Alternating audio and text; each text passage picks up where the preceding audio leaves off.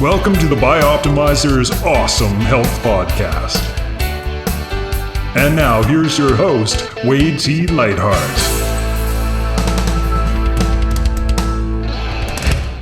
Want awesome health? How about doubling your energy?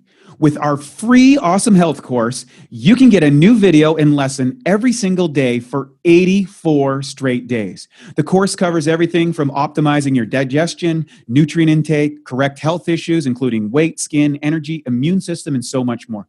The course could easily be worth $200 or $300 for, and yet it's 100% free when you go to bioptimizer.com. That's bioptimizers.com. Once you're there, just enter your name and email to get the first 3 phases of the Bioptimization report. You'll get the report immediately and begin getting your video lessons each and every day from there on in. Good morning, good afternoon, and good evening. It's Wade T. Lightheart from Bioptimizers with another edition of the Awesome Health Podcast. And today, we're going to be talking about microdosing psychedelics for personal growth and well-being. There's a lot of things to get into, such as the legality, current development in psychedelics, landscape, which has been exploding, optimizing well-being through psychedelic practices, enhancing leadership and performance with microdosing psychedelics, and training coaches in the art of psychedelic-assisted therapy. And today, joining us is Paul F. Austin, a prominent figure in psychedelics, has guided millions to safe and meaningful psychedelic experiences through his work as the founder of Third Wave.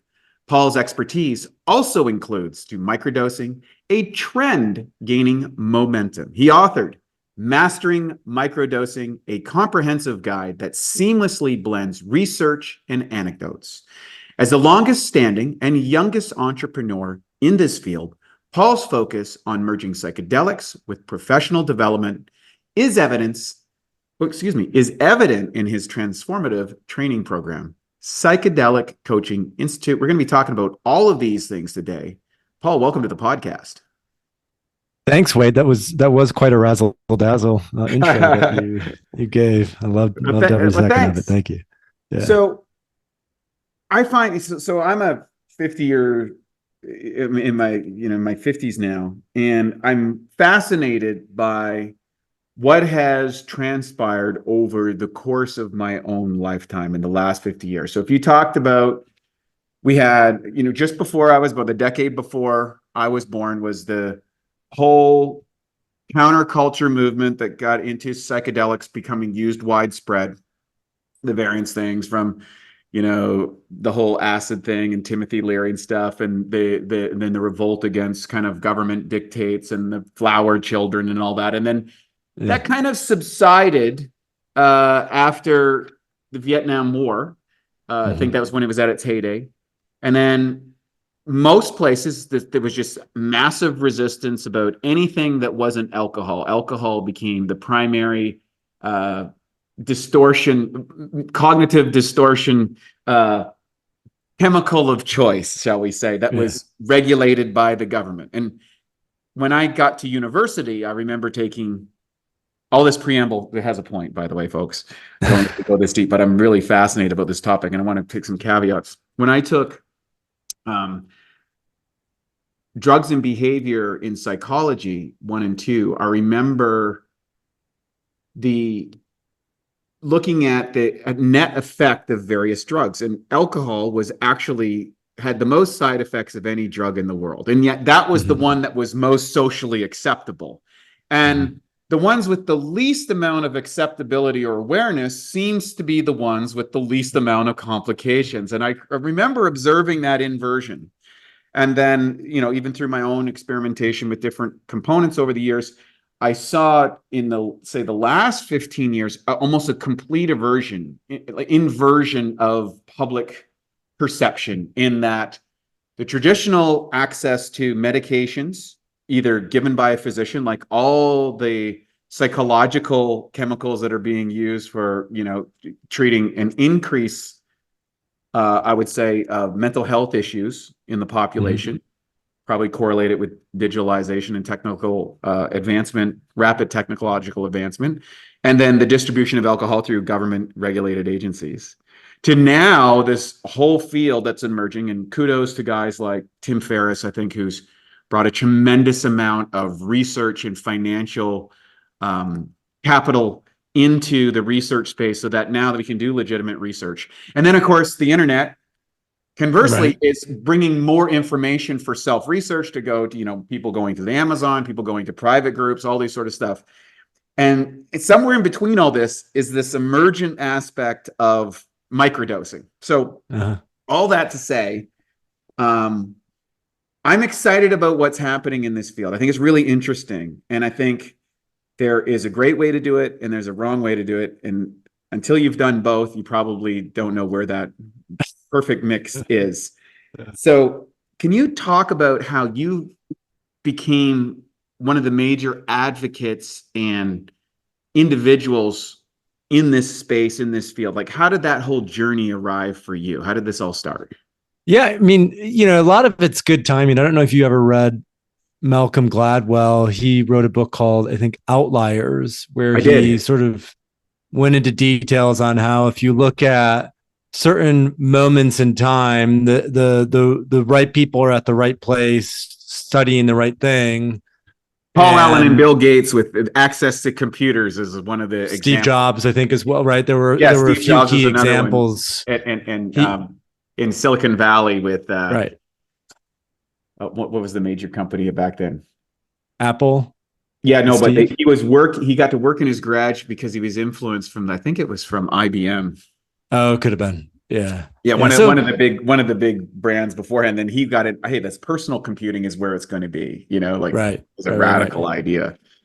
Which is, like, has an interest. You already talked about it a little bit. Has an interesting overlap with LSD and psychedelics because a lot of the early LSD use, even prior to the counterculture, was in Palo Alto at Stanford University, right? They were doing a lot of research on LSD in the 50s, and you had people like Ken Kesey, and you had Stuart Brand, and a lot of Jim Fadiman, which is relevant to microdosing, who were studying this, who were working with it. And so, I mean, my story is I started working with psychedelics when I was 19, mostly LSD at like moderate doses, more than a microdose, but I wasn't like going incredibly deep. And I had a number of profound experiences.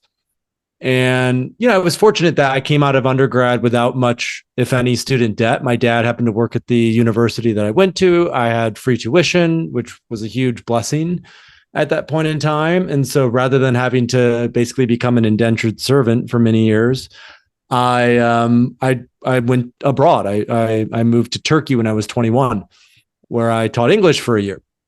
And I was really influenced by how I could become this digital nomad, which at that point in time, this is 2012, was still sort of a new emergent phenomenon. And so I found myself living in Turkey and Thailand, and then one summer in Budapest. And I was taking LSD again with a couple friends. This was 2015. And we were talking about, this is just when Tim Ferriss, Joe Rogan, some other very public figures were starting to have people on their podcast talking about psychedelics. There was more research coming out. Cannabis was becoming sort of re-perceived in many ways. And so the perception was, I was 24 at the time. I knew my path was to be an entrepreneur, and I wanted to start something that could help a lot of people. I had a background in teaching and education. And so I started Third Wave mostly because I was like, I think if people knew how to use this in a, let's say, more responsible, effective way, it could really help benefit a lot of people's lives. And so I just started publishing content. It was a hobby. I had another business at the time. It was like a fun side project for a couple of years. And then it was just like one thing after another, like I never could have predicted it at that point in time, but there just kept more and more great opportunities came my way, right? I was speaking at tech and business conferences in 2017 about microdosing. I started a psilocybin retreat center in the Netherlands in 2018 because it's legal there. And just sort of kept following the track. And, for me, what really motivates me is there's a lot of talk about certain things in personal development, some of which work really well and some of which are, snake oil.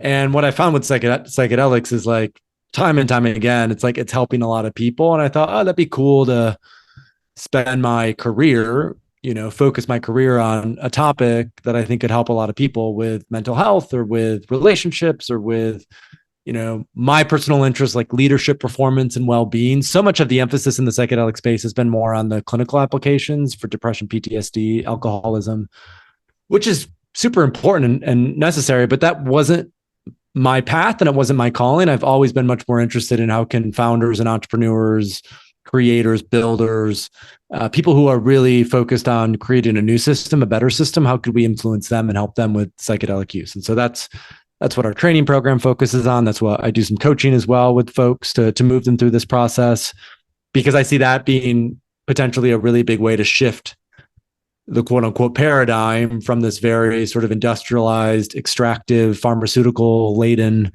kind of way of being to something that's much more holistic, that's much more about sort of, we could even say indigeneity, like evolutionary biology. How do we get back to like our roots as human beings, and build systems that are much better in education, tech, healthcare, all the industries of major industries.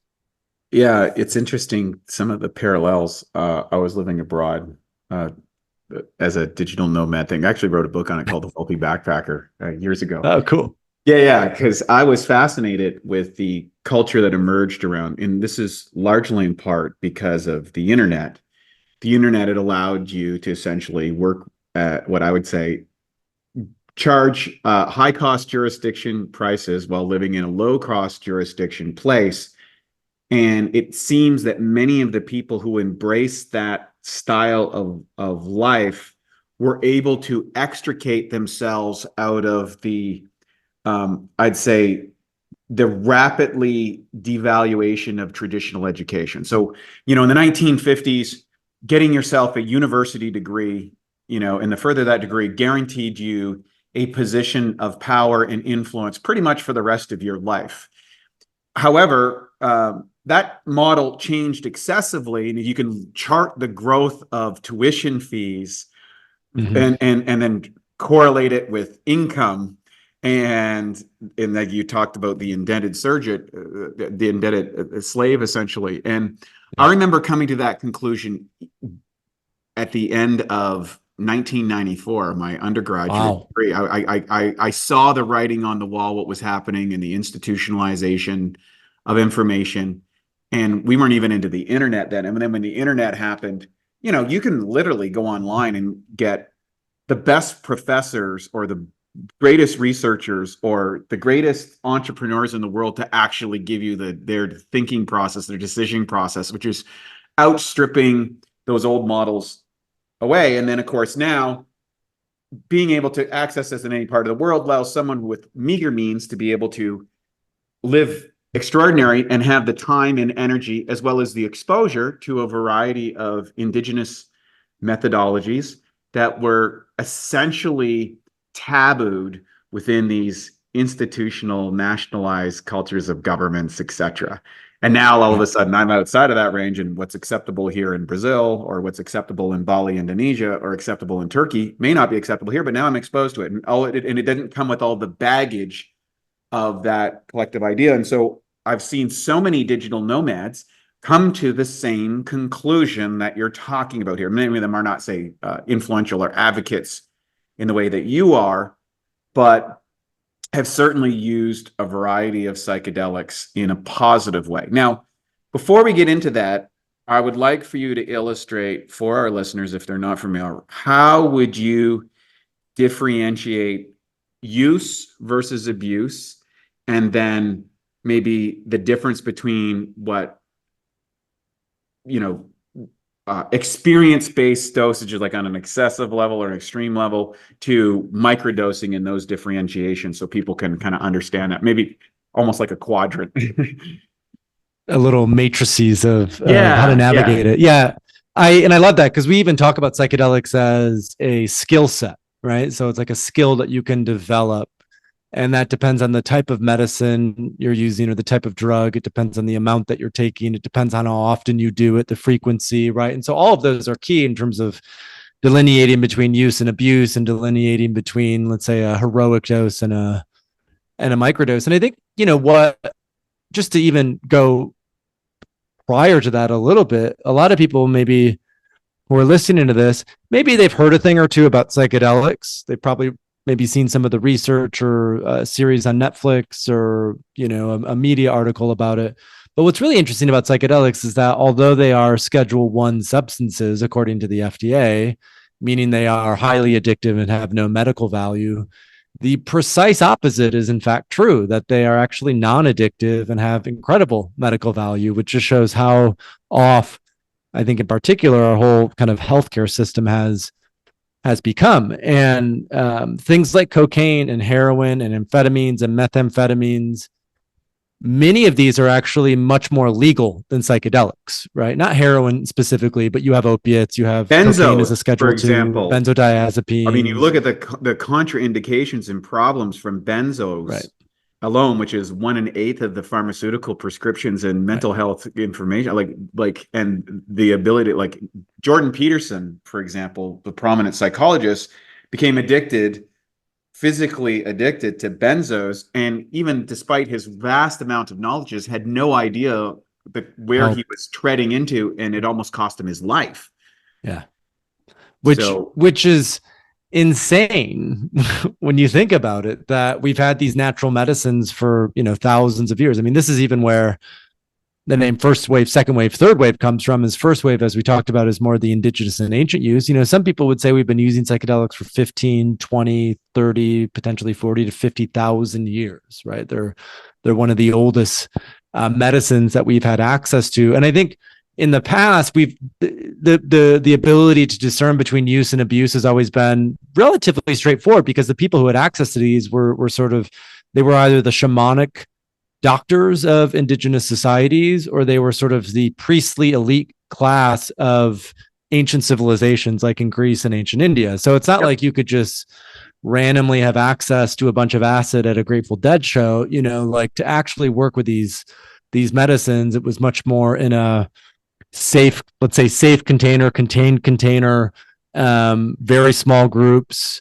And I think that is one of the defining features of maybe use or abuse, is there was always a clear intention. Like in indigenous societies of indigeneity, these medicines have been used to heal, really all types of things, because indigenous people see a lot of sickness as more spiritual than physical. And so these are really spiritual medicines. But even in ancient, like in ancient Greece, for example, it was used as a way to introduce people like Plato and Aristotle and Marcus Aurelius to this concept of non-duality, transcendent, altered states. Basically, the Greeks had a saying that if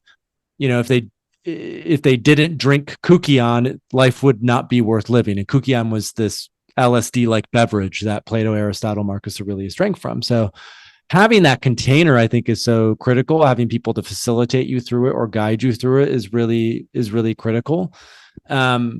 And I think to add to that, not necessarily getting attached to the experience, subjective experience. There is this, when people start to maybe take a lot of acid or do mushrooms, or even I've seen this with things like ayahuasca and 5-MeO-DMT, they get really attached to the feeling when they do it, or the day or two after, which can be very blissful, very joyful, very transcendent. And so they then associate feeling good with taking this drug, when in fact, the whole point, from my perspective, the whole point of psychedelics is to create enough awareness that in your day-to-day, you can shift who you are, so you're not having to continue to, let's say, dip back in to the well. And dipping into the well is really like a high dose thing, right? It's like when we're doing 5 grams of mushrooms, it's when we're looking to have this sort of transcendent and mystical experience. Microdosing is new. Microdosing is pretty, like, it was used a little bit in indigenous societies. People in Gabon used microdoses of iboga to help with hunting. It helps with visual acuity.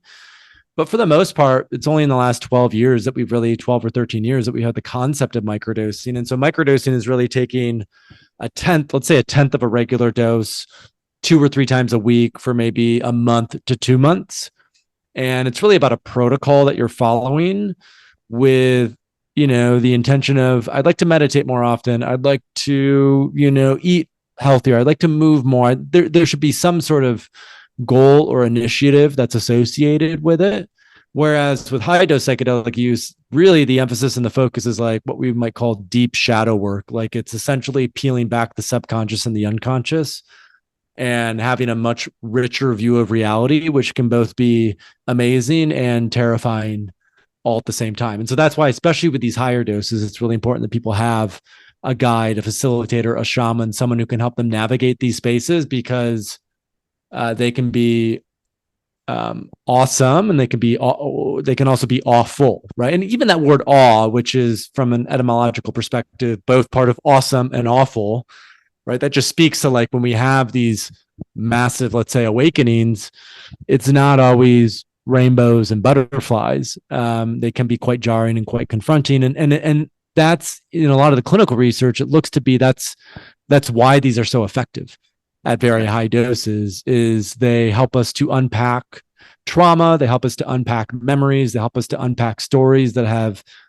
impacted us in a really difficult way. And through that catharsis, we're actually able to heal depression, heal PTSD, heal addictions, which I think is fundamentally way better than most of what's available today, whether it's SSRIs or benzodiazepines or ADHD medications. These are like a whole new class of drugs and medicines, and we have to approach them in a very different way. Yeah, that's thank you for that thorough explanation. And I would say with my own exposure to it, it was more on the high end side of, let's go try this and have an experience. I did cultivate and develop a reverence for historical aspects, shamanic practices, and things like that. In the integration of nature seems to be superior than inside of other areas.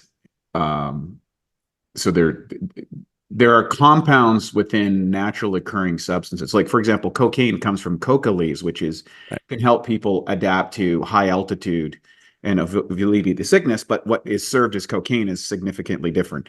And about 80 to 85% of pharmaceuticals are refined elements that have been isolated out of naturally occurring plant compounds. And so oftentimes the substrates which help alleviate overdosing, which are already present in that molecule, are stripped out into pharmaceutical adaptations, or their chemical derivatives, which are extensions of those active compounds.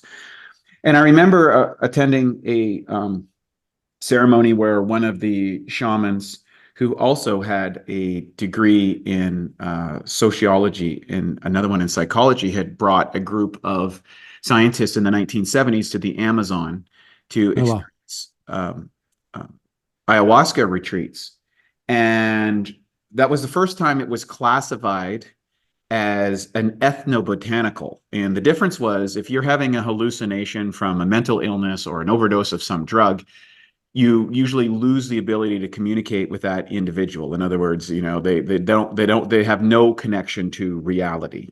Whereas in psychedelic interventions or these type of things, or ethnobotanicals, a shaman could come in, or an experienced practitioner could come in and still interface with that person, so that there was still some substrate of the individual left, which allowed for the facilitation of transformation, overcoming difficult components. And then now we have this bridge, which is really fascinating. It's another area that I'm super been an advocacy for, and that is neurofeedback. And in neurofeedback training, again, you're seeing how the brain's lighting up, dormant centers, non-dormant centers, connective pathways. And I believe that the future, which is going to legitimatize all of this in a really concrete way that's going to take the qualitative into the quantitative, is to be able to demonstrate through brain mapping and the shifts that start to happen from using psychedelics as opposed to acceptable traditional therapies using pharmaceuticals. And my girlfriend right now is actually taking her PhD in neurofeedback and is well. Oh, fantastic! So I think that's where the bridge is going to demonstrate and prove the gap. But now that's all well and good, and I was in Vancouver back at the time with Gabor Mate, who was using a variety of substances, I think Iboga in particular, to get heroin addicts off of Vancouver. And Vancouver had the largest street trade, and he was taking people out, and he was under all this fire at the British Columbia University, and this was going on, and he was getting all this effectiveness, and that really spawned this whole circus. Now, for example, mushrooms are legal in Canada. Mm-hmm. It wasn't legal before that, and then all this research got spawned, and now it's becoming more and more generalized acceptable. But moving away from, as you said, these kind of, let's say, expert oriented, and I hate to, we think of a shaman, but now everybody's a shaman. And I think they don't really understand maybe the designations that it really takes to acquire awareness and versatility, as well as expertise in the administration of where people go, because many times these can be very unpredictable in how a person responds. And so creating that safe setting and that ability to interact with the person wherever they are in their journey. But I want to zero in particularly on the nuances between that and microdosing with intention, because microdosing is the new catchword. And I remember thinking, when I first heard about it, my initial response was, why the hell would I take a microdose? I want the jarring experience. I want the visuals. I want the sound. I want the effects. I want the the interruption in my normal cognitive program, or the disruption, in order that I can create or facilitate a new paradigm of reality. How does that differ from microdosing, and specifically? You kind of touched on it, but I want to kind of expand on microdosing. Yeah, so there's a couple metaphors to think about or to reflect on. The first metaphor that I use is like when we learn how to swim in a pool. If we had reasonable parents, they hopefully put us in the shallow end first with swimmies on and a swim instructor, and we learned how to navigate the shallow end before we took what is a greater risk and go ahead and go in the deep end and jump off the diving board. And I think there's like a 5% segment of the population, like you and I would both be part of that, and probably many of the listeners of this podcast would be interested, part of that, who are willing just to take risks, who are like seekers, who are curious, who have a level of intensity about them where they're like, no, I just want to go do it and do the hard thing, and I'll be fine, I'll figure it out. But there's a lot of people who that intimidates the hell out of them, right? They're just like, there's no way I would just go to the Amazon and drink ayahuasca in the jungle. There's no way that I would take 5 grams of mushrooms. I really like to start with these lower doses and sort of work my way up. And so I really see microdosing as like an onboarding ramp, where it just helps to slowly familiarize people with altered states of consciousness, especially those who are used to living in a very normal matrixy reality, right? It sort of helps create shades of gray between the black and the white. And so I compare microdosing to mindfulness meditation or breath work or yoga, or even cold plunging, float tanks, right? These are all accessible modalities that have a substantial and immediate impact on your well-being. Some more immediate than others. If you jump in a cold plunge for 3 minutes, that's different than just sitting on a cushion for 20 minutes and meditating. But they both have immediate impacts. And what people notice with microdosing is that they tend to mood substantially gets better. So their mood is better and enhanced. They have more energy. They tend to be a little more creative, less fatigue. It can really help with sort of getting out of ruts, or even I would say getting in a flow. Like a lot of people will microdose, let's say with LSD, to help with getting in the zone.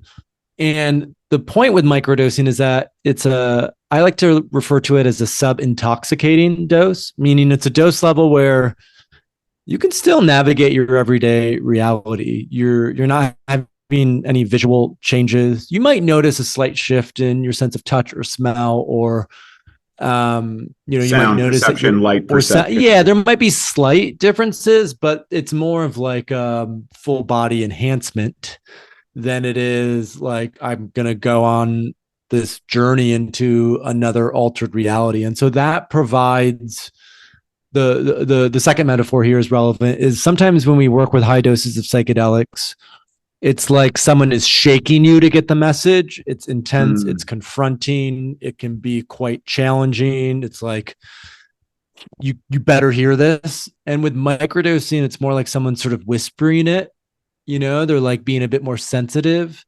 And so that allows more spaciousness to navigate it. Neurofeedback is similar. I myself have done neurofeedback, probably with someone who's a mutual friend of ours, and fantastic. He used to be the practitioner at 40 Years of Zen, and lives in San Diego, and fantastic. And I remember thinking at this time, this is almost 2 years ago now, a year and a half ago, how much more interesting this would be with low doses of psilocybin or LSD. And in fact, there was a research paper published recently, which we'll have to link to, or I'll at least share with you so you can share with your girlfriend, that was an analysis of what happened when people took low doses of psilocybin and did neurofeedback training, and sort of the synergistic relationship between the two, and how the psilocybin microdosing really helped to amplify the neuro, and how the neuro, I think what's so interesting about neuro is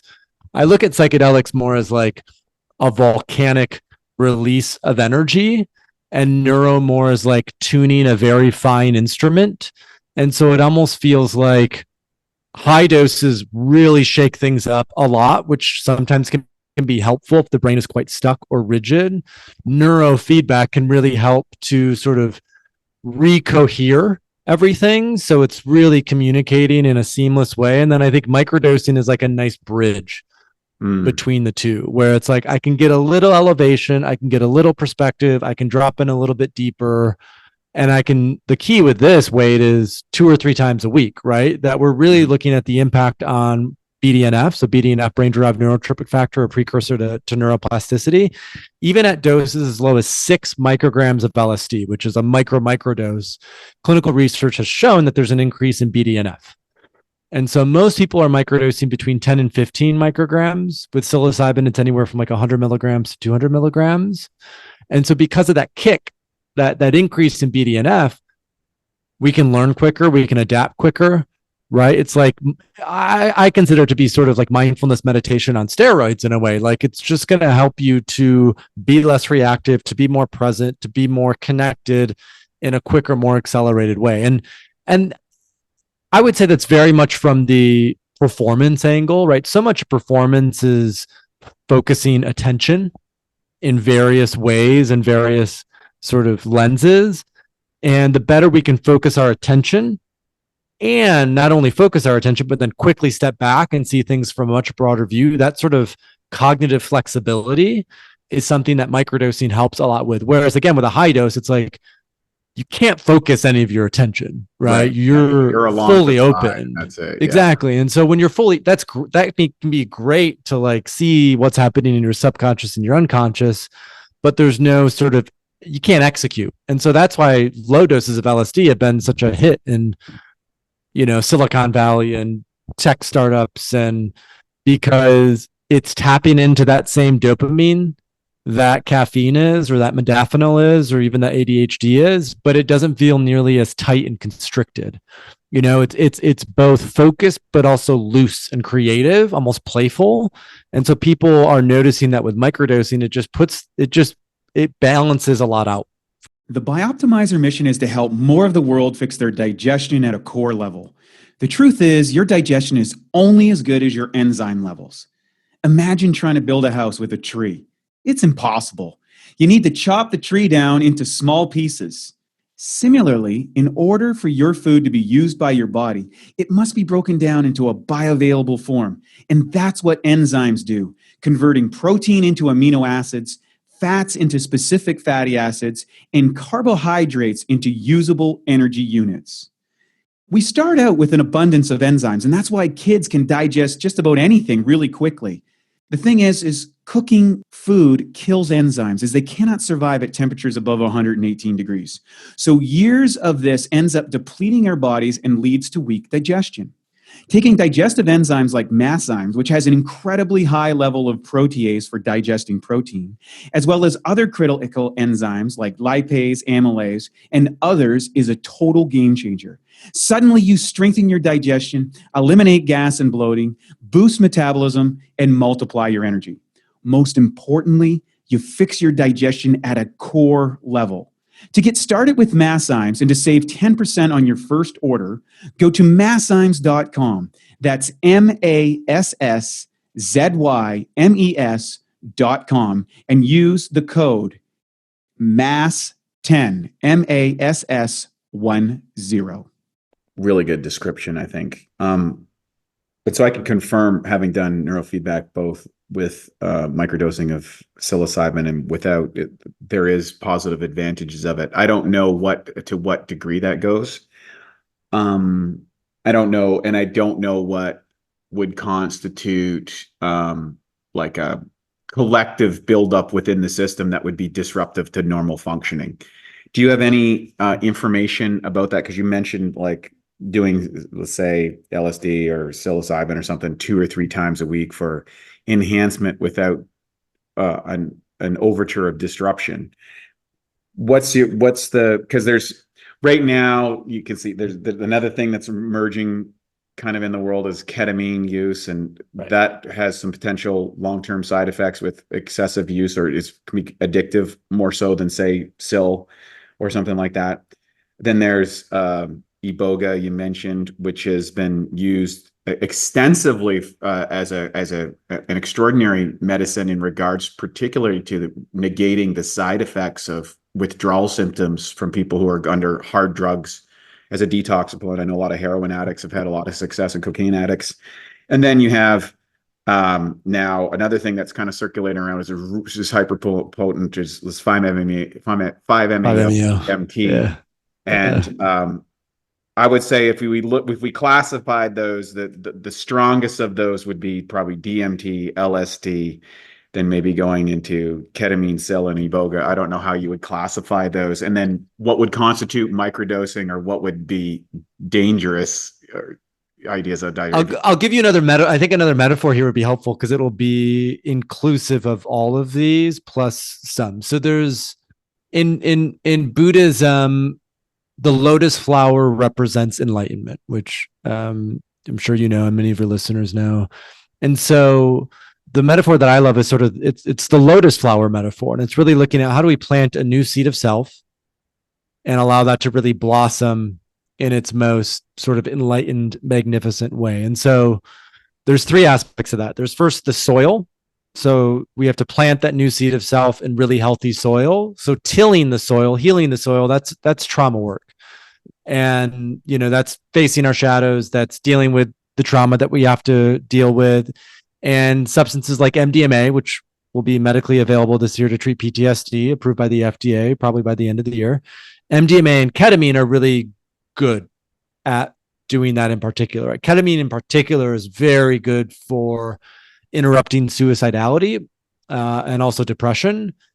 And it does have these, it is more addictive than the classic psychedelics, and it can be more abused. So there can be issues with the bladder. There can be other problems. So people do need to be mindful of ketamine use. But usually those are the best 2 to till the soil. Then when we're looking to plant the new seed of self, LSD, psilocybin in higher doses, right? Because they have this sort of ego dissolving nature, death and rebirth, right? So when we plant that new seed of self, we're really looking, how do we die to the old self so the new self can come in? That new higher self is sometimes what it's referred to. And then the process of growth for that new seed is what we call integration, right? That's diet, that's exercise. I think the 3 core things for integration, it's diet, exercise, sleep, right? Those are fundamental, right? Those need to be dialed in. But then things like microdosing, meditation, cold plunge, sauna, movement, breath work, yoga, all these other modalities are complementary and can help with that integration process, because what they do is they keep our nervous system in a parasympathetic state. They help that nervous system to stay in more of a rest and digest state. And what's responsible for a lot of our chronic illness is stress, right? Stress is the number one thing. And it's because we spend all of our time in a fight or flight state. So the high dose psychedelic helps us to shift out of that. Microdosing and these other complementary modalities help us to continue to, I would say, integrate those ways of being and those traits. And then substances like iboga, 5-MeO DMT, ayahuasca, even San Pedro, those are the much more, I would say, advanced medicines that often require, let's say, a shamanic practitioner, some sort of lineage. They can be a lot more intense, but if they're navigated in the appropriate way, they can really help that full lotus flower to blossom into this sort of sense and feeling of greatness, divinity, and enlightenment. Now, that would probably apply for a majority of people, but as you've already mentioned, if someone has an opiate addiction, they're probably going to start with iboga or ibogaine. They don't have to, right? Psilocybin can also be a great addiction interrupter, but iboga and ibogaine is the most effective. Now, it also, like 1 in 350 people have cardiac arrest when they work with ibogaine because it's that intense. Yeah. Right. So that is the trade-off or the risk. Ayahuasca is trickier because a lot of people who are, let's say, depressed or have PTSD are on psychiatric medications, and you can't drink ayahuasca if you're on SSRIs or if you're on benzos or anything like that. And so typically it's good to utilize things like ketamine, MDMA, psilocybin even as a way to wean off some of those psychiatric medications. Under the guidance of a medical professional, I should add. Yes. And then things like ayahuasca 5-MeO, which are much more intense or can be much more intense, come a little bit later down the path. And in terms of then, so it's kind of like prepping the soil, going back to that thing. It's like, if you're on those medications prior to, and you're on those medications because there's a disruption in the neurochemistry of that individual, that soil is not ready to bear fruit. And that sort of needs to be kind of cleaned up first through, and I do know of practitioners who do wean people off of traditional antidepressant medications and stuff like that. And it's usually a combination of diet, psilocybin in microdosing under a medical practitioner that's doled out over an extended period of time to get them in a place where, they can actually function without those meds. And then that might be the time when they would introduce, and usually that practitioner will be well versed in understanding it. So I think for our listeners, we're not encouraging to abandon professional advice on this. In fact, we encourage it because there are all sorts of variances and nuances in your neurochemistry and stuff. And so getting help is, I think, a good thing. Well, and if we were having this conversation 5 years ago, it would be much different than having it in 2024, because 5-6 years ago, there were actually very few psychiatrists, Correct. doctors, medical professionals who knew about psychedelics. And now it's like, it's not the majority, it's not incredibly widespread, but you live in LA, I live in San Diego. People in the coastal cities, if you're in a major coastal city, it's no problem to find a medical professional who knows about this. And even if you're not, like on our website at Third Wave, we have a directory of medical providers, therapists, clinicians, the coaches and practitioners that we've trained as well. Because I think finding great providers who are educated, who know how to navigate this space, because it's a big transition to go from, potentially 5, 10, 15, 20 years of SSRIs, benzodiazepines, ADHD medications. It's insane how young some people start taking these things. Horrific. So that really is, a process of transformation in and of itself, and needs, you need supervision. You need providers for that. It's totally necessary. Well, let's talk about, particularly since we've kind of touched on this, but there's a rapidly changing legal landscape that's around here. And again, going back to the digital nomad thing, I think that's driven a lot of the awareness because, prior to the advent of, massive communication and, digital distribution and our ability to live in other places of the world while still maintaining a professional continuity, shall we say, you start to realize cultural biases. So, for example, there's places in the Middle East that you can smoke hashish, no problem at the cafe, but you can't have alcohol. You can go to,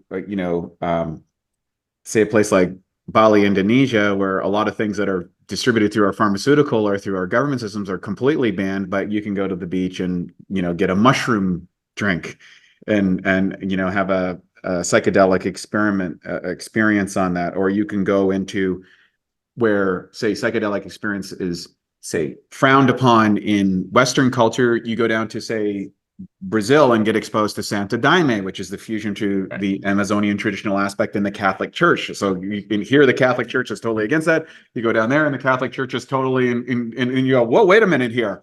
Maybe what I believe is possible is more culturally driven than truth driven. And legality is the intersection between cultural accepted values, the application of the law and regulation of how a person is governed, and the citizens and their collective demand, as well as the culture that they might find themselves in. So in westernized democracies where we have representative governments, oftentimes it's easier to shift those environments than, say, in dictatorial environments. And I think most traditional, if you look at the shift in humanity, we used to live in very small tribes of around 150 people, where a lot of that information was working, like I said, a mini democracy, is that because of the survival of the culture. So there's a natural inclination to find what works for the group. Whereas that becomes much harder the larger the centralized hub. But now with the internet, now all of humanity is literally connected, or most of it. Right. And we have this mosh pit of confluence, and what's legal here is not legal here, and what's criminal here is advocated by professional individuals of the highest repute. And so on one side, people start to stop believing in anything. And on the other side is like, okay, where is that fusion? So what's happening legally right now? What's the legal landscape around that? Because it's rapidly changing. And I think it's important for us to advocate to operate within the legal confines. And if the legal confines aren't in the country that you happen to reside in and you want to experiment, well, go to a place where it is legal. Second of all, and then be an advocate if it's something in your thing for the legal the legal availability, as well as the safety programs that usually come with those designations. So what's happening right now? I mean, it's a great way to frame it. And I think, one thing that was coming up as you were talking about that is, this overlap between being culturally acceptable and legal. And the challenge is when corruption is present. Yes. And I think what is true, especially in the United States over the last 10, 20, 30 years, you could even say since we maybe went off the gold standard in the 70s, is our government has essentially been corrupted by big oil, big pharma, and big agricultural. And so I think one of the core challenges, a variety of lobbyist groups of multiple disciplines, those being the most obvious, those being the most prominent and obvious, right? Yes. And the reason I mentioned pharmaceuticals is obvious because then when it comes to psychedelics, right, or cannabis is a great example as well, because that's gone through a much longer path to some degree.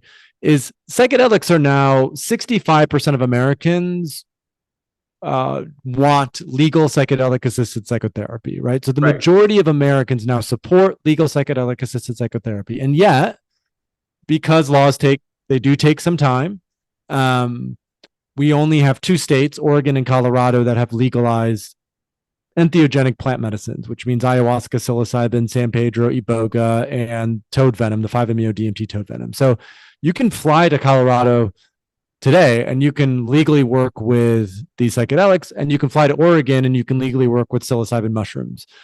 You can also do this in Jamaica. You can do this in Netherlands. You can do this in Brazil, the Bahamas. There are several other countries as well that have that accessibility.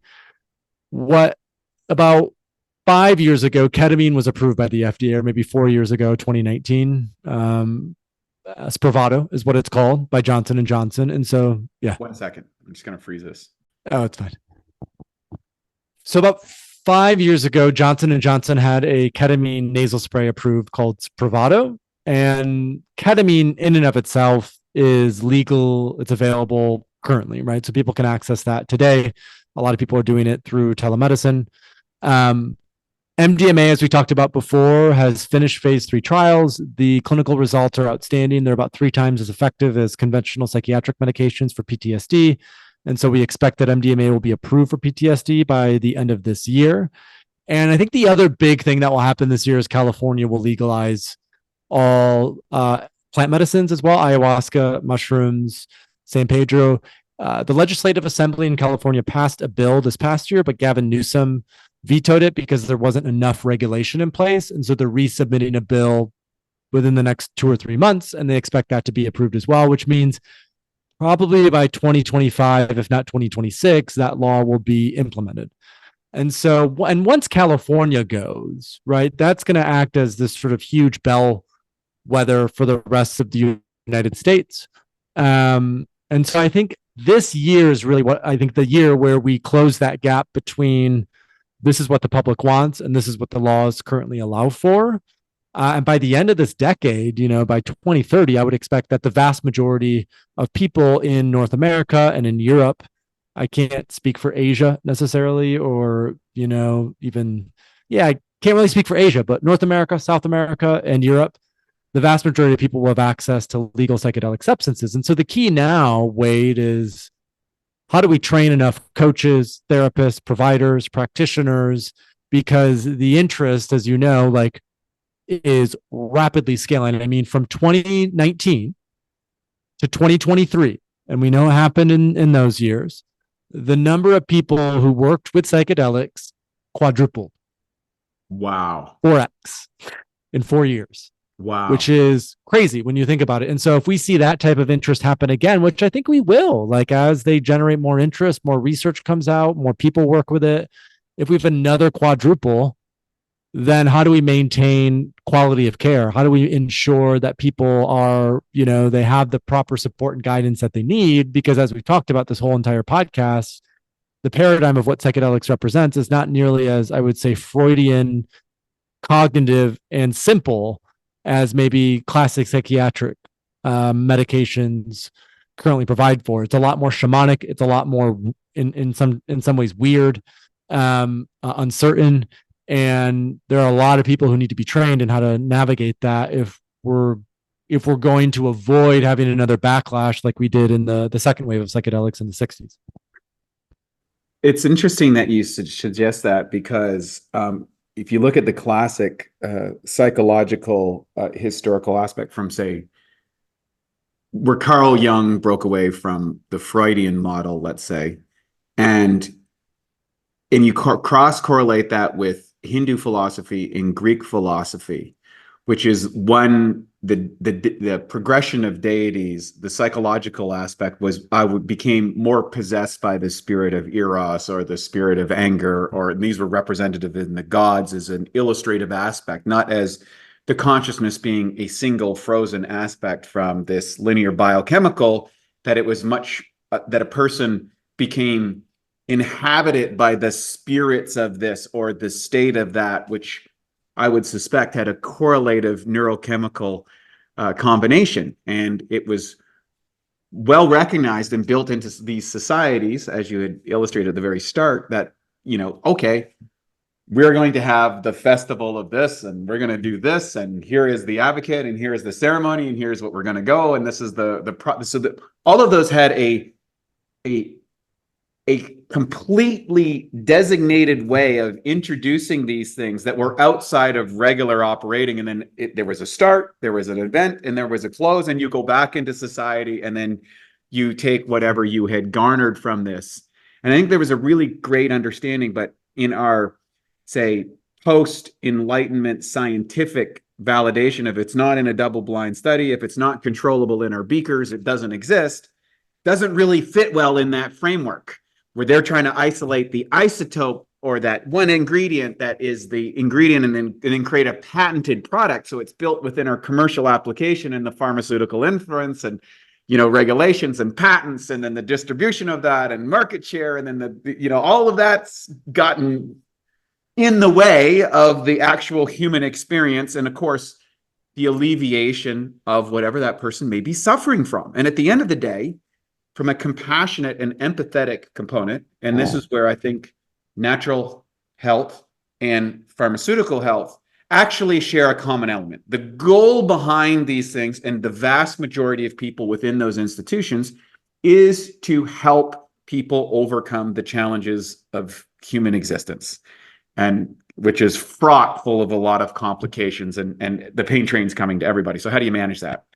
So in this burgeoning world, and that number, by the way, was shocking, 4x. I mean, 4x, insane. And a lot of those are microdosing, but a fair amount of those are also high doses for sure. Well, like it's both. Either way, it is a complete disruptor in whether that's supervised or unsupervised consciousness experience, and whatever transpires out of that.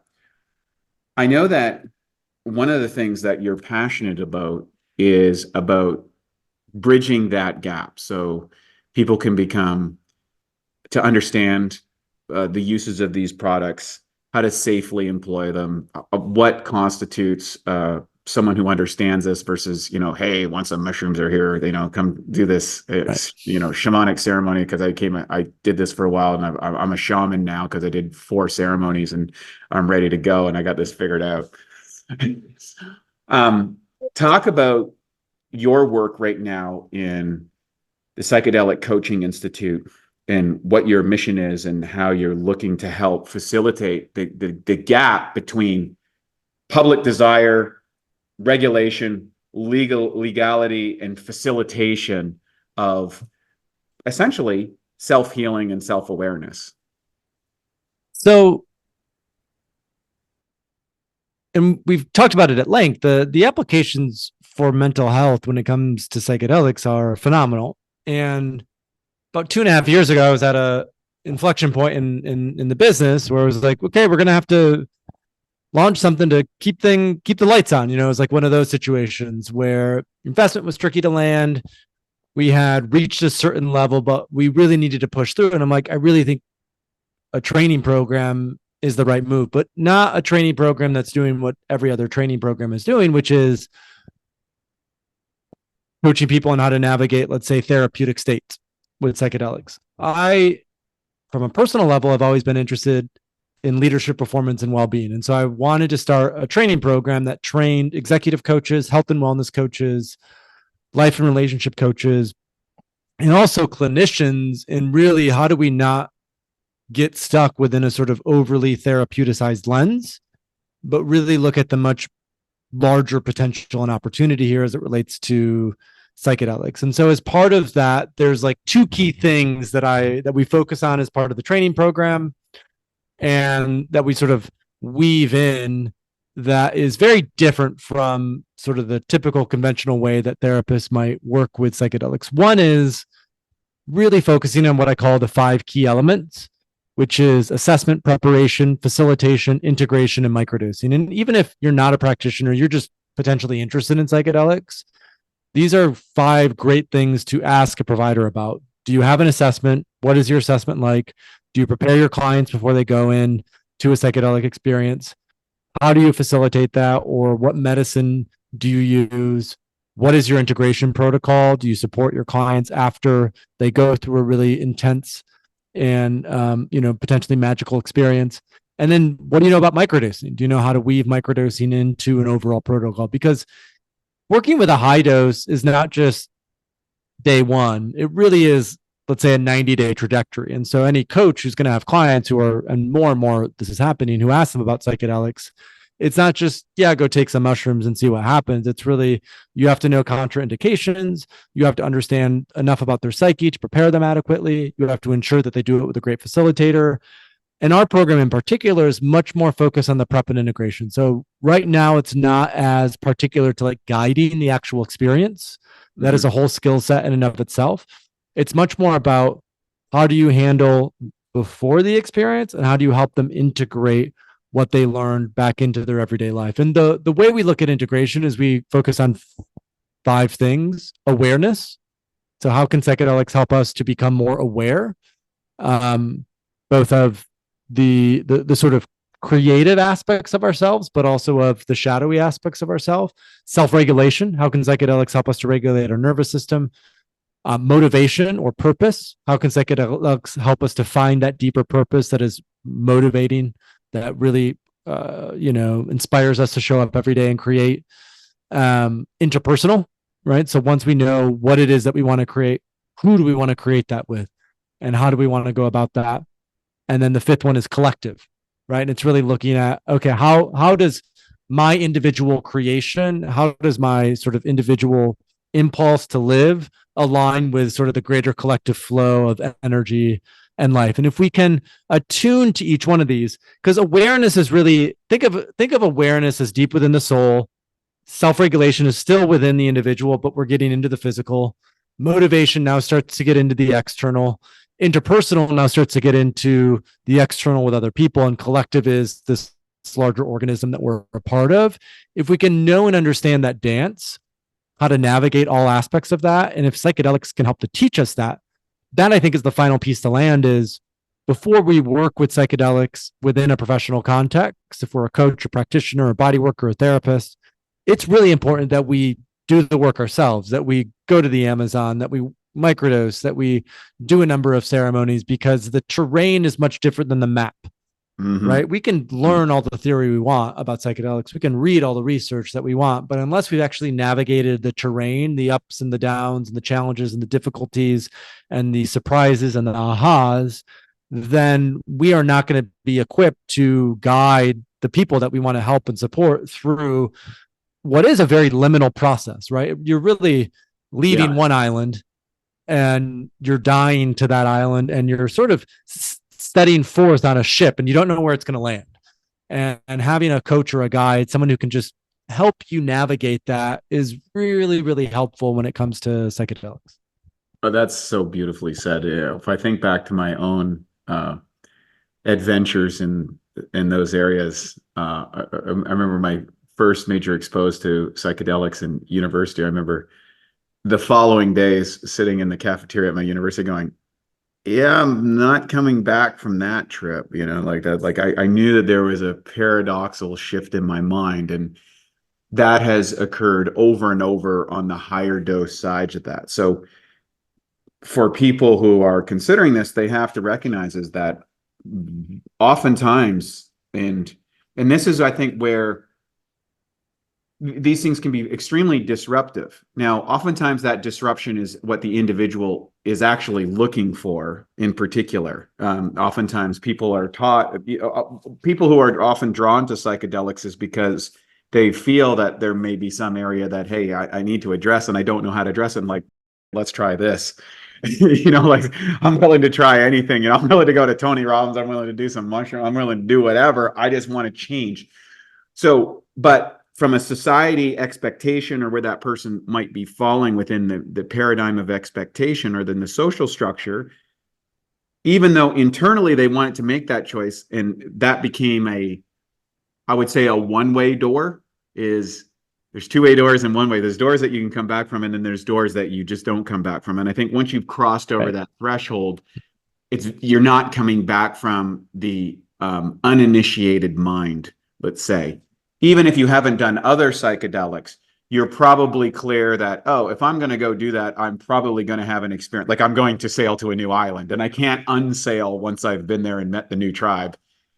And because of the disruptive nature, and you talked about that liminal process, there is an adjustment phase post these experiences that can be very disconcerting for your social circles prior to, as well as an uncertainty about the social circles that you may now move into. And we are social beings. And so that integration phase, both pre and post, seems to make a lot of sense. And nobody talks about that. So I'm glad that you're bringing that up, because, and like you said, I think with regulation and legality, that soft curve up into those experiences will probably be much more available through microdosing. It's like, oh, I can, like you said, start in the small end of the pool and go up, because frankly, a lot of people just aren't ready for those really disruptive events, especially if they're really entrenched into their social, financial, cultural,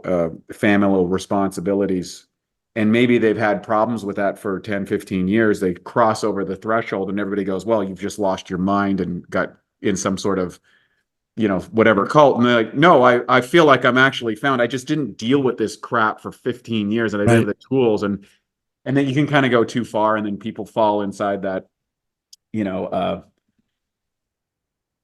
permanent disruptive healing culture where they're not, like you suggested also, there's some people that are just doing it all the time. And that's also problematic for a lot of people. And yeah, because it's dissociative. And I think to speak to your point, it's like destabilization can be helpful if the container is tight and safe enough to allow for it. But if there isn't that, like even the example they use is a really good example, because a lot of people go drink ayahuasca, they do a bunch of mushrooms and they're like, I'm going to divorce my partner, I'm going to quit my job, and I'm going to move literally all within a month. yes, After they and it's just like, so what we tell our folks is like, don't make any major life decisions, allow this to settle, be intentional and discerning. If you still want to do it in a month, then honor that, but don't get too carried away, because that can often, cutting all that off so quickly can create a level of destabilization that can ultimately be more harmful or difficult than what they came from. that's right. And that is no bueno as well. So it's a lot of like, what is the new structure that folks are moving into? So when they have this awakening, when they cross the threshold, when they have a rite of passage, right? How are they being welcomed on the other side? And I think that is like, if we're to do another podcast, let's say 5 years from now, 6 years from now, that would be a really interesting topic to dive into, because I think that's a lot of what now these early, including myself, psychedelic folks are becoming curious about. How do we buy land in Costa Rica, in Texas, in British Columbia, in Portugal? How do we start to build communities, that are sort of off grid, that are resilient, that allow us to spend time in community? More and more people are like, okay, what is the actual structure that we're going to live in? Because I can't, let's say, do this plant medicine work and still live in the way that I always have. It just doesn't, it's not compatible. Yeah, I think that's part of the interest in the space would appear to the dehumanizing characteristics of a rapidly digital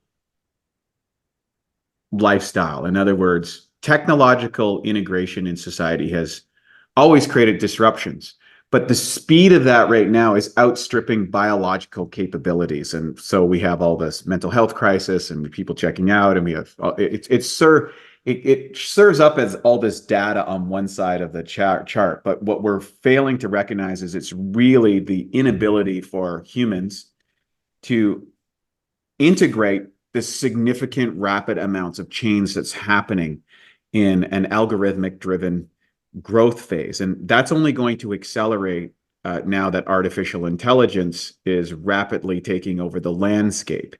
And so what's happening, I think, is there are people who are in, say, or have stepped out of maybe the complete integration into the singularity. There's the singularity, folks, which says, we're just going to upload our digital self to the cloud and live forever in this world, whatever level of awareness that we have around that, versus those who are saying, I like some of that stuff, but I feel more at home inside of a more a smaller, more compassionate, empathetic, traditional style world, with like one more human in a way, right? Yeah, like it's a humanistic. And Paul Chek did a really great podcast on it was using Lucifer, Christ, and Ahriman. Ahriman is a Zoroastrian concept, which was based more on digitalization and intellect, Luciferian being more the emotional and like sensory driven aspects represented, and then Christ being the heart center and balancing between intellect and emotion, and these three deities and a Trinity. Cool. And it's a really in-depth podcast. You'll have to send that to me. I really want to listen to that. It sounds fascinating. It's really deep. Paul did a great job on that, and I think we're at that crossroads that, of people just becoming completely immersed in the digital system, and then people going out, and I don't know where everybody in between is. Well, and maybe my hope is that psychedelics help us to discern the signal from the noise, because the thing that balances technology, I would argue, is wisdom and a wisdom path. And that if we have tools that can, in many ways, accelerate that wisdom path, which I think psychedelics fundamentally accelerate the wisdom path, then they could potentially act as a balancing point to this sort of onslaught of information. Because a lot of it is, we just don't know how to navigate it. It's just so much, it's so overwhelming. And so I even noticed that after I work with psychedelics, certainly while I'm on a psychedelic, I don't want to look at my phone, but even after I work with psychedelics, I'm less likely to check my phone habitually, as an example. And my other kind of optimistic hope is that artificial intelligence also acts as a filtering mechanism, so we aren't inundated and overwhelmed with so much information as well. In other words, more of the information becomes sort of accustomed to what it is that we actually want, rather than it feeling like it's driving our actions and behavior. We can sort of take agency and autonomy back. So now where that's going to end up, like, I really love the concept of the network state by Balaji. Have you looked into the network state at all? No, I haven't. So Balaji, he's been in Tim Ferriss. He's like a Stanford, like a really aspy Stanford engineer type who's just way too smart and brilliant for his own good. And he talked about the growth of the network state. So the nation state is the United States, England. Yes. It's like the current industrial model. And so his argument is what will replace the nation state is the network state, which is built on a cryptocurrency, which it has non-contiguous territory, meaning you could have land in Costa Rica, Japan, Australia, and that could all be the same sovereign state, that you have a moral purpose, meaning you want to do something good for the world. And you can either become a founder, you can be a founder of one of these states, or you can be a citizen, which creates a lot more flexibility around how we look at sovereignty and autonomy as it relates to our geographic location. And so that I'm really fascinated by, because going back to one of the themes from our conversation earlier, it's like with remote work, with digitization, right? The reason, I'm just going to say it, communes failed in the 60s was usually two main reasons, because a lot of the people who led them were men who were a little creepy, and there were sexual issues with everyone sleeping together. But the main issue was lack of funds. People can figure out how to make money. So all of a sudden, when we can all work online, when Starlink is everywhere, when we can work from our laptop in the middle of the fucking Rocky Mountains now, what does that mean for how we decide to organize ourselves as a human species? That's such an interesting topic, because that's exactly, I didn't call it the network, but when I wrote the book,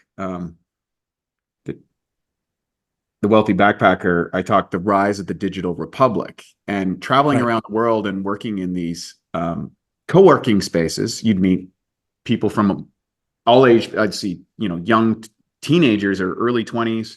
I'd see people, retired or semi-retired professionals in their 50s and 60s, that had also come there, and we're sharing a space from, dozens of countries all hanging out in some place in, Bali, Indonesia, chatting about things. And what I found interesting is when I would poll particularly the younger people, like, okay, what's your country like? What's the laws like? What's the regulations like, or whatever? I found most of the younger generations were very disconnected from the political or the structure of political system of their nation state.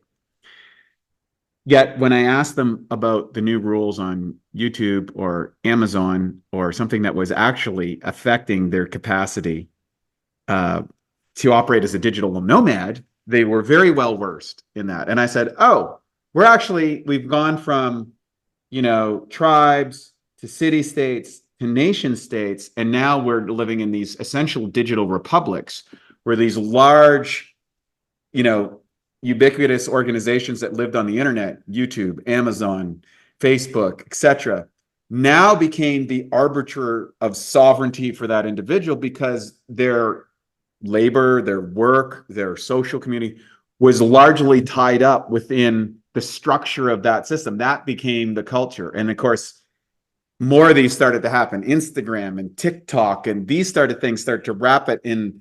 You can see the behaviors and patterns of the individuals who find these things appealing, you know, be more compelled to that medium. So like for older people are into Facebook, younger people don't ever do Facebook. They're into Instagram or TikTok, you know, and that's where I came at the digital republic concept. And so this network concept is similar, but from a different perspective. So that's cool that we landed there. It does seem that we are at this tipping point of how is human society going to organize itself now that we're not determined by borders and mountains and rivers and oceans, which is what nation states, or language. Now you can use an app and talk in perfect Mandarin. It can convert your voice and communication with like the absolute perfect accents and everything, as if you've been speaking this your whole life. I had a friend come over and said, yeah, he just did this thing. And I watched it and it's like, oh my God, like I was like, this is amazing. He said, yeah, I had a native speaker at a PhD level said, oh my God, your voice and your diction and your tonality is absolutely perfect as a native speaker at a high university level of education using this application. So it's literally the Tower of Babel all over again, with the distribution of the whole human planet. And I do believe that in order for us to navigate that, psychedelics are likely the bridge that we can compassionately engage as humans in an increasingly dehumanizing medium that we find ourselves in. So to it's that, like it's a massive soul retrieval for our entire culture and society. I love that. So this is great, Wade. I love how far ranging this conversation was today. So I think like if folks want to find out more, right? If they're like, that's what I want people to find out. Yeah, if they want to go deeper down the rabbit hole, our training program, we run cohorts about every quarter. It's a 10-month program with a retreat in Costa Rica. That's at psychedeliccoaching.institute. Third Wave, which is our main platform, thethirdwave.co. And we have guides. I have a podcast that I've hosted for 7 years. We have different courses. And then if folks just want to connect with me personally, I'm at Paul Austin 3W. And especially right now, I'm quite active on Twitter and Instagram. So if folks have questions or they want to reach out, just shoot me a note there as well. And I'm happy. I always check my direct messages and I'm happy to respond. Paul, I think this podcast is going to catch fire. I thank you so much. Really appreciate you sharing. I think this was one of the best podcasts I've done, particularly in talking about this topic, which is something that is spreading across the world. And I love your perspective and your nuanced approach to this. So thank you so much for taking the time today out of your busy day. Thank you, Wade. I really appreciate it.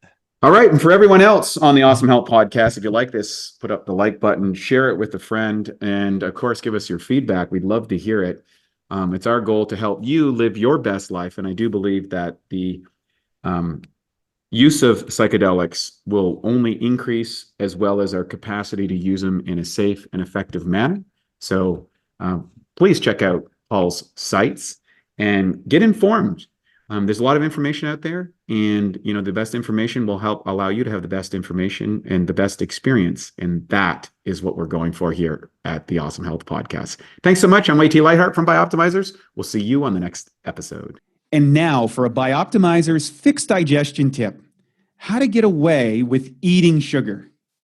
Hey, look, sugar is normally one of the worst things for you. But let's be honest. I mean, we all cheat from time to time. And here's a little trick that will ensure your body benefits from the sugar. Now, before you eat or drink anything sweet, take 5 to 8 capsules of P3OM. The patented strain in the formula devours sugar so fast it literally doubles in the body every 20 minutes in the presence of sugar. That doesn't mean that you can or you should eat a bunch of sugar or sit around all day doing that. But on the days that you do cheat, or you go after one of those maybe meals that you wouldn't normally do, this ensures that you get something in your gut that eats the sugar. And it's not going to feed the bad guys or spike your blood glucose nearly as much. So to learn more about P3OM and its sugar devouring and protein digesting properties and how it can transform your gut and metabolism, go to www.bioptimizers.com. Thank you for listening to the Bioptimizers Awesome Health Podcast. You can find more information at bioptimizers.com.